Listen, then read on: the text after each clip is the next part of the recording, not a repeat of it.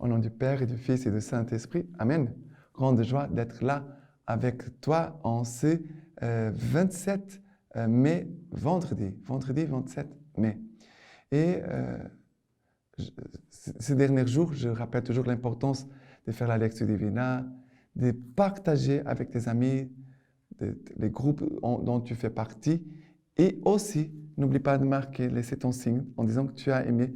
Il faut le faire, s'il te plaît, tous les jours pour que s'il y a beaucoup de personnes qui marquent positif, que c'est bon, la lecture divina, ça veut dire qu'on pourra peut-être ouvrir d'autres chemins d'évangélisation dans d'autres lieux de langue française. Voilà, c'est pour cela que je demande votre aide. Maintenant, la première lecture d'aujourd'hui, c'est Actes des Apôtres, chapitre 18, à partir du verset 9. Une nuit, dans une vision, le Seigneur dit à Paul, « Sois sans crainte, continue de parler, ne t'étais pas, car je suis avec toi, et personne ne mettra sur toi la main pour te faire du mal, parce que j'ai à moi un peuple nombreux dans cette ville. » Il résida là 1 an et 6 mois, enseignant aux gens la parole de Dieu.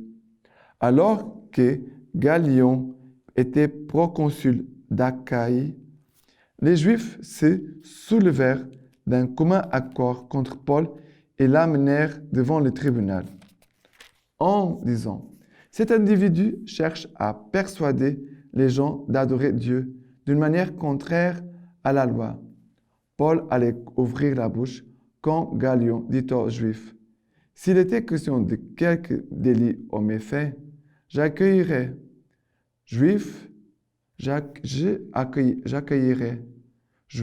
votre plainte comme de raison. Mais puisqu'il s'agit de contestations sur des mots et des noms et sur votre propre loi, à vous de voir.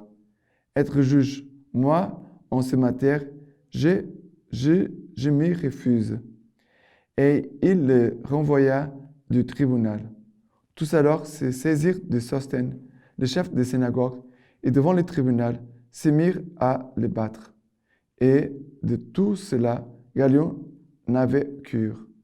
Paul resta encore un certain temps à Corinthe, puis il prit congé des frères et s'embarqua pour la Syrie.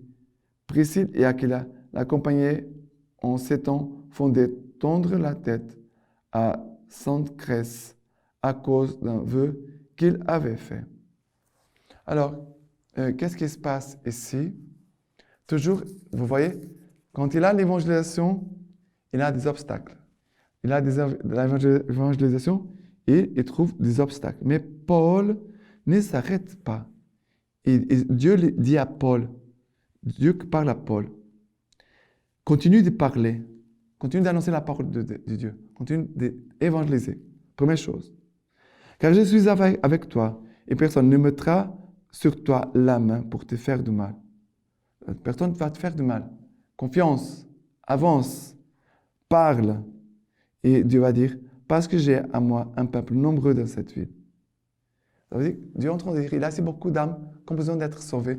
Ne te tais pas et annonce Jésus-Christ. Annonce la bonne nouvelle. Et ne crains pas, car je suis avec toi. Et qu'est-ce qu'ils vont faire? Ils vont vivre 1 an dans cette ville et ils vont annoncer Jésus-Christ. Ils vont témoigner de Jésus-Christ. Mais voilà qui commence après les difficultés. Paul va comparaître devant le tribunal. Les gens veulent qu'il soit jugé. Mais quand il va dire ici la parole de Dieu, Paul resta encore un certain temps à Corinthe, puis il prit congé des frères et s'embarqua pour la Syrie. Priscille et Aquila l'accompagnaient. Il était fait tondre la tête à Sainte-Crèce à cause d'un vœu qu'il avait fait. Mais qu'est-ce qui se passe? Ici, il y a le tribunal et les gens sont en train de se discuter. Il y a Galion qui est là, qui va dire aux Juifs, s'il était question de quelque délit ou méfait, j'accueillerai, Juifs, votre plainte, comme une raison. Mais puisque ça s'agit de contestations sur des mots et des noms sur votre propre loi, à vous de voir. voilà, il n'a pas voulu juger Paul. Et Paul, comme il n'a pas été jugé, il est libre, il continue l'évangélisation. D'accord? Voilà. Et maintenant, le psaume d'aujourd'hui, c'est le psaume 47. Le psaume 47, à partir du verset 2.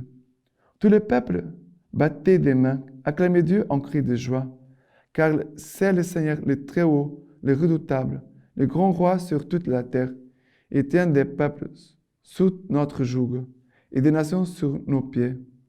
Il a choisi pour nous notre héritage, l'orgueil de Jacob qu'il aime. Dieu montre parmi les acclamations le Seigneur aux éclats du corps. Sonnez pour notre Dieu, sonnez, sonnez pour notre roi, sonnez. Et ici, le psaume nous invite vraiment à faire avancer le royaume de Dieu par des chants de fête, de louanges, par des cris de joie et aussi par les paroles de foi. Vous voyez qu'il dit, c'est le Seigneur, le Très-Haut, le Redoutable, les grands croix sur toute la terre, il tient les peuples sous notre joug et les nations sur nos pieds. Qu'est-ce que le psalmiste est en train de faire? Le psalmiste, il est en train de faire un acte de foi. Il fait une prière, il écrit une prière, mais il est en train de proclamer sa foi. Il dit ce qu'il croit. Ça veut dire que quand nous trouvons des difficultés, et des difficultés, ça peut être des difficultés extérieures, des gens qui veulent m'empêcher d'annoncer Jésus-Christ, ou alors des obstacles intérieurs, où j'ai peur, je n'ai pas envie, je ne sais pas quoi dire.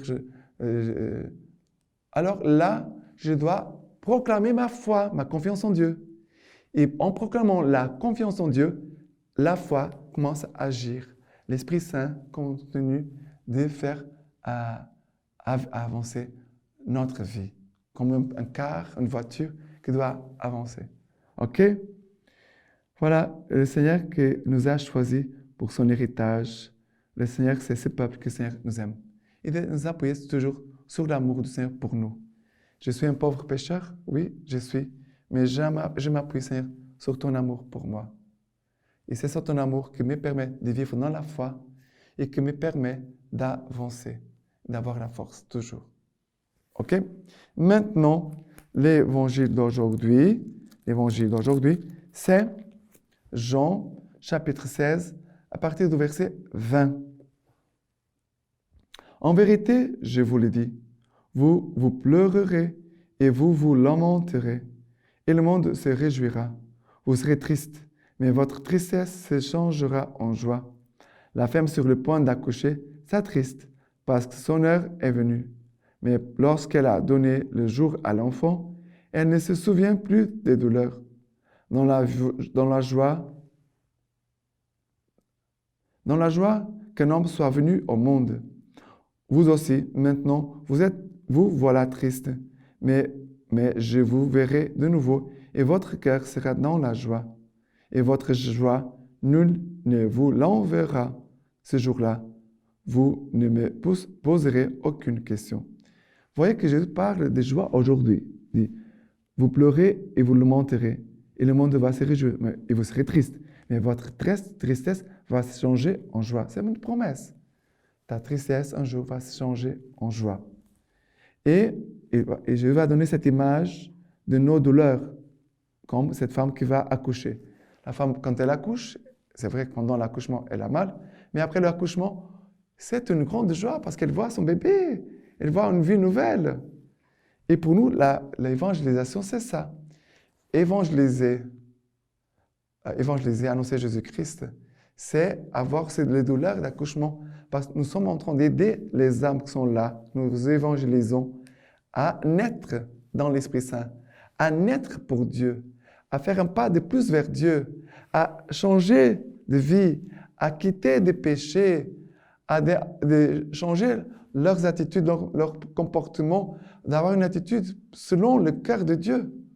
Et cela demande un effort, parfois de souffrance, de fatigue, mais nous sommes en train d'accoucher. Nous sommes en train d'accoucher. Et pour cela, après, Jésus va dire, vous serez dans la joie parce qu'un homme est venu au monde. Et Jésus va dire encore, vous êtes triste, Mais je vous verrai de nouveau et votre cœur sera dans la joie. Parce que Jésus parle de cette joie de la résurrection. Et votre joie, nul ne vous l'enlèvera. Voilà que Jésus veut nous donner cette joie de la résurrection. Ce n'est pas la joie parce que tout va bien dans ma vie, mais avoir la joie parce que je suis dans la joie, parce que Dieu, il trouve la joie. Même s'il y a beaucoup de choses dans notre monde qui blessent le cœur de Dieu, il y a aussi beaucoup de choses sur notre terre qui réjouissent aussi le cœur de Dieu. Et alors, je me réjouis avec Dieu pour ces choses, parce que je vois aussi des belles choses dans le cœur des hommes et des femmes qui sont sur cette terre. D'accord? Maintenant, de Saint Augustin de Cantorbéry. Nous célébrons aujourd'hui Saint Augustin de Cantorbéry. Lettre de Saint Grégoire le Grand. Gloire à Dieu dans les auteurs et sur la terre paix aux hommes qu'il aime, parce que le grain de blé est mort en tombant sur la terre, afin de ne pas régner seulement au ciel, lui dont la mort nous fait vivre, lui dont la faiblesse nous fortifie, lui dont la souffrance nous arrache à la souffrance, lui dont l'amour nous fait rechercher en Grande-Bretagne des frères que nous ne connaissons pas, lui dont la grâce nous a fait trouver ceux que nous recherchions sans les connaître.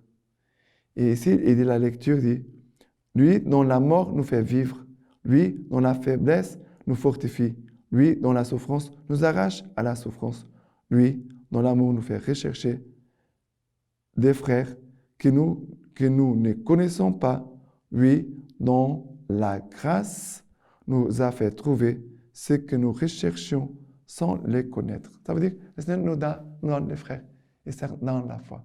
Voilà les raisons de notre joie. Et maintenant, je vous laisse la bénédiction par les mains toutes pures de la Vierge Marie.